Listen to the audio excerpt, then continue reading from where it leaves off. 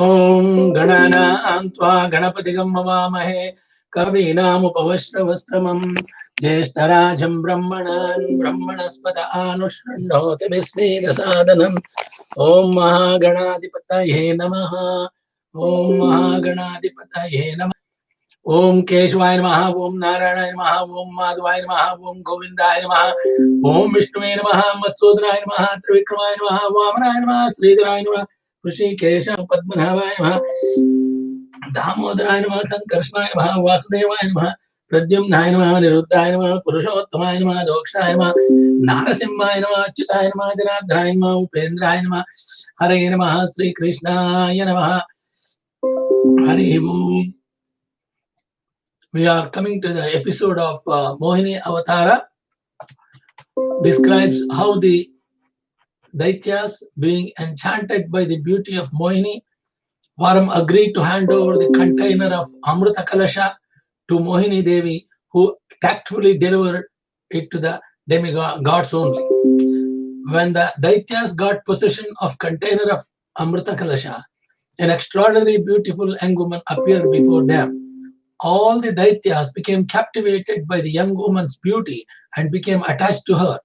Now, because the Daityas were fighting among themselves to possess the Amrita Kalasha, they selected this beautiful woman as a mediator to settle their quarrel. Taking advantage of their weakness in this regard, Mohini, the incarnation of Supreme Personality Godhead Narayana, got the Daityas to promise that whatever decision she might give, they would not refuse to accept it. When the Daityas made this promise, yes, they accepted. The beautiful woman Mohini had the Daityas and Devas sit in a different lines so that she could distribute the nectar, Amrita. She knew that the demons were quite unfit to drink the nectar. Therefore, by cheating them, she distributed all the Amrita to the gods only. When the Daityas saw this cheating of Mohini Murti, they remained silent. But one demon named Rahu dressed himself like a god and sat down in the line of gods. He sat beside the sun and the moon. When the Supreme Personality of Godhead understood the Rahu was cheating, changing the line, hiding in the shape of a Deva, he immediately cut off the demon's head by using his Chakrayuda. Rahu, however, had already tasted the Amrita, and therefore, although his head was severed, he remained alive. After the gods finished drinking the Amrita, the Supreme Personality of Godhead assumed his own form.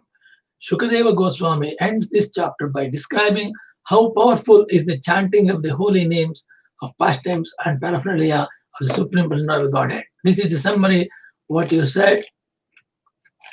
Now, I think what actually happening, because the Daityas and Asuras and Devas started quarreling because of this injustice. The war between the Deva and Daityas.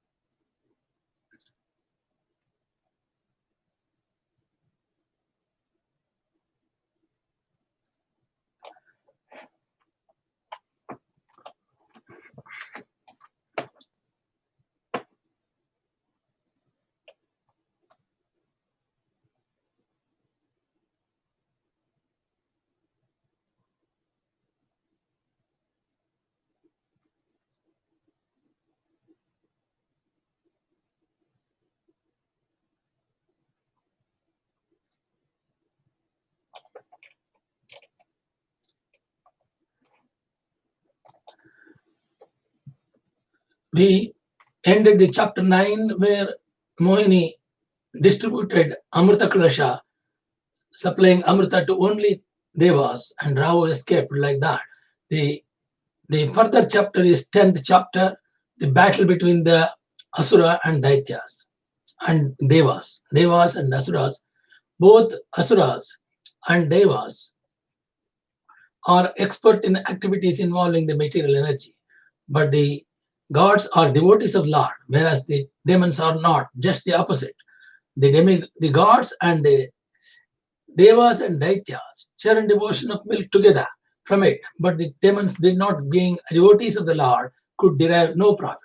After feeding nectar, the Amrita, to the gods, Lord Vishnu returned to his abode on the back of the Garuda. But the Daityas, being most aggrieved, again declared war against the gods. Bali Maharaja, the son of Virochana, became the commander-in-chief of the Daityas. In the beginning of the battle, the Devas prepared to defeat the demons. Indra, king of heavens, fought with Bali, and other gods like Vayu, Agni, Varuna fought against other leaders of the Daityas. In this fight, the demons were defeated, and to save themselves from the death, they began to manifest many illusions through material maneuvers, killing many soldiers on the side of the gods. The gods, finding no other recourse, surrendered again to the Supreme Personality of Godhead Vishnu, who then appeared and counteracted all the illusions presented by the jugglery of the Daityas. Heroes among the demons was Kalinemi, Mali, Sumali, Malyavan fought the Supreme Person of Godhead and were all killed by the Lord. The gods were thus freed from all dangers. This is what happens after the war between Asuras and Devas. Deva Asura Samagram. This starts with the Shukavacha.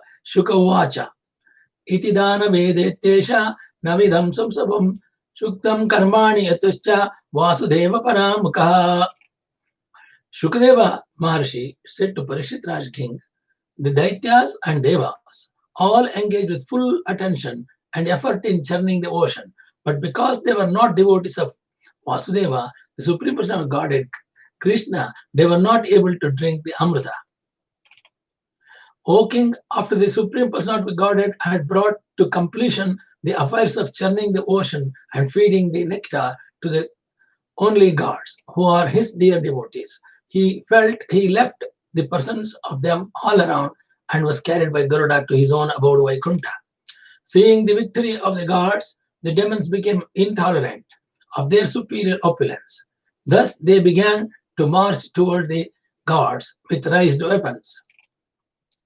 Thereafter, being enlivened because of the drinking of the Amrita, the gods were always at the shelter of the lotus feet of Narayana, used their various weapons to counteract the Daityas in a fighting spirit. O King, fierce battle on the bridge of the ocean of milk ensued between the Daitya and Devas. The fighting was so terrible that simply hearing about it would make their hair on one's body on stand. Both parties in the fight were extremely angry at heart, and in enmity they beat one another with swords, sorrows, and varieties of other weapons. There are always two kinds of men in this universe, not only on this planet, but also in higher planetary systems. All the kings dominating planets like the sun and moon also have enemies like Rahu. It is because of occasional attacks upon the sun and moon by Rahu that eclipses take place. And that's how tomorrow is the eclipse in the world. Eclipse not shown in the United Kingdom, only shown in the Asia and Africa and China and Australia. But UK escaped this solar eclipse. This solar eclipse is a special eclipse showing the ring of fire. But only people in India can see it. We cannot see that. The fighting between the Daitya and Devas is perpetual. It cannot be stopped unless intelligent persons from both sides take to Krishna consciousness. The sounds of the conch shells, bulges, bugles, drums, bheris, and damaras, as well as the sounds made by the elephants, horses, soldiers, who were both on chariots and on foot, were tumultuous.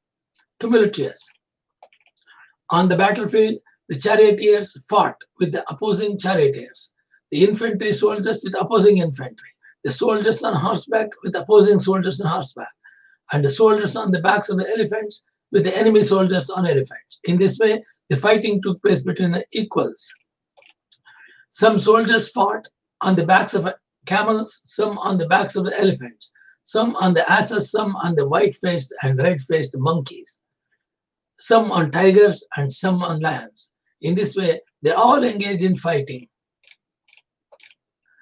O king, some soldiers fought on the backs of the vultures, eagles, ducks, hawks, and basha birds.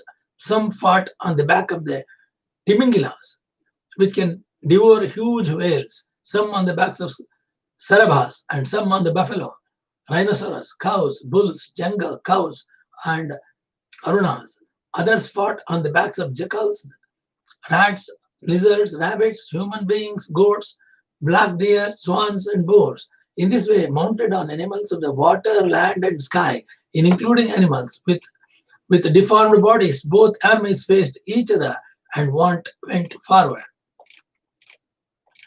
O King Parikshit Raja, descendant of Maharaja Pandu, the soldiers of both the asuras and guards were decorated by canopies, colorful flags, umbrellas with handles made of valuable jewels and pearls. They were further decorated by fans made of peacock feathers and by other fans also. The soldiers, their upper and lower garments waving in the breeze, naturally looked very beautiful, and in the light of the glittering sunshine, their shields, ornaments, and sharp, clean weapons appeared dazzling. Thus, the ranks of the soldiers seemed like two oceans with bands of aquatics.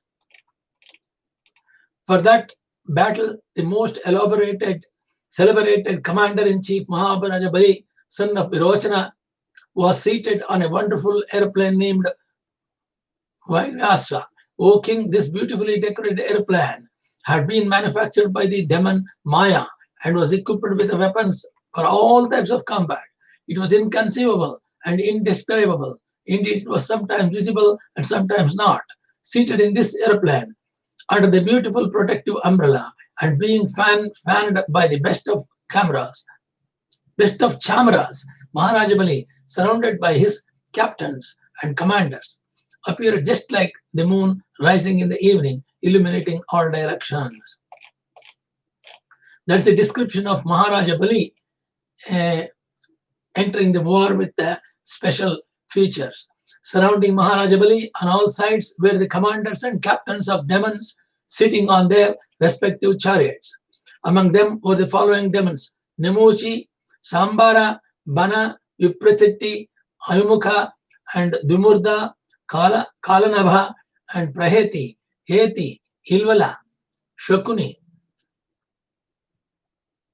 Bhutasantapa, Vajradhara, Virochana, Hayagriva, Sankarsha, Sankoshra, Kapila, Mega Dundubi, Taraka, Chakradhara, Shumba, Nishumba, Jamba, Utkala, Arishta, Arishtanemi, Tripuradipa, Maya, the sons of Pulma, and the Kelias and Nivakotsava. All of these Daityas had been deprived of their share of the Amrita and had shared merely in the labor of churning the ocean. Now they fought against the gods, and to encourage their armies, they made tumultuous sound like the roaring of lions and blew loudly on conch shells. Balahita, Lord Indra, upon seeing this situation of his ferocious rivals, became extremely angry. Sitting on Airavata, the white elephant of Indra, who can go anywhere and who holds water and wine in reserve for showering, Lord Indra looked just like the sun rising from the Udayagiri, where there are reservoirs of water. On the top of the mountain called Udayagiri are large lakes from which water continuously pours in waterfalls. Similarly, Indra's carrier, Airavata, holds water and wine in reserve and showers it in the direction of Lord Indra. Thus, Indra, king of the heaven, sitting on the back of the Airavata, appeared like the brilliant sun rising above the Udayagiri.